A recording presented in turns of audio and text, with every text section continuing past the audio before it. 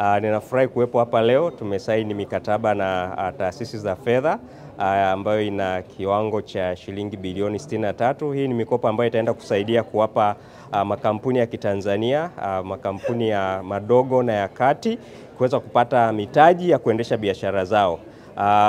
Itasaidia kuleta ajira katika sekta mbalimbali na kuweza kusaidia kuleta pia nyumba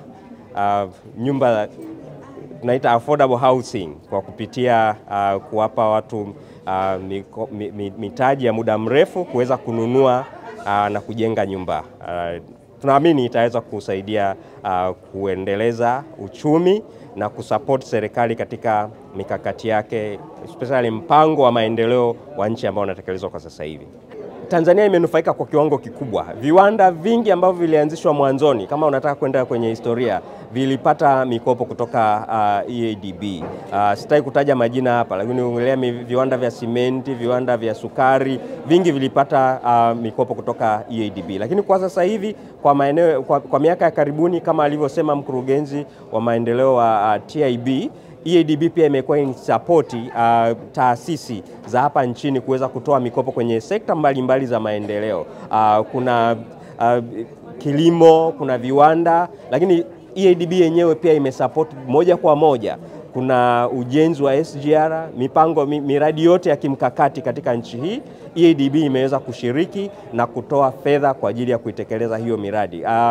National Housing, mlimsikia mwakilishi wao akisema jinsi ambavyo EADB imesaidia katika ujenzi wa nyumba.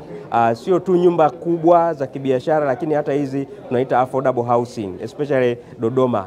EADB imesaidia pia kuhamia kwenda Dodoma kwa kuweza kusapoti SGR. Pia EADB imesapoti kazi na mkakati wa benki wa serikali kuhamia Dodoma. Kuna mikopo pia imesainiwa leo na kampuni hii inaitwa TMRC. Kampuni hii inajishughulisha na utoaji wa mikopo ya nyumba ya muda mrefu. Na kama mnavyofahamu, nyumba ni moja ya mahitaji ya muhimu sana kwa binadamu. Na mara nyingi gharama za kumiliki nyumba ni kubwa, na mara nyingi wengi wetu tunakuwa hatuna fedha nyingi kwa mara moja kuweza kununua na kumiliki nyumba. Kwa hiyo utaratibu huu maana yake ni kwamba utawawezesha Watanzania wengi kupata mikopo ya muda mrefu ili waweze kumiliki nyumba.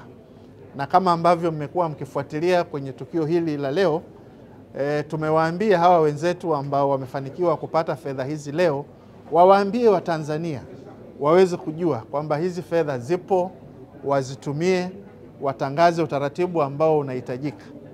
Lakini lingine ambalo tumesema EADB ni benki yao, ni benki yetu, ni benki yangu, ni benki yake. Na hii benki ina fedha za kutosha.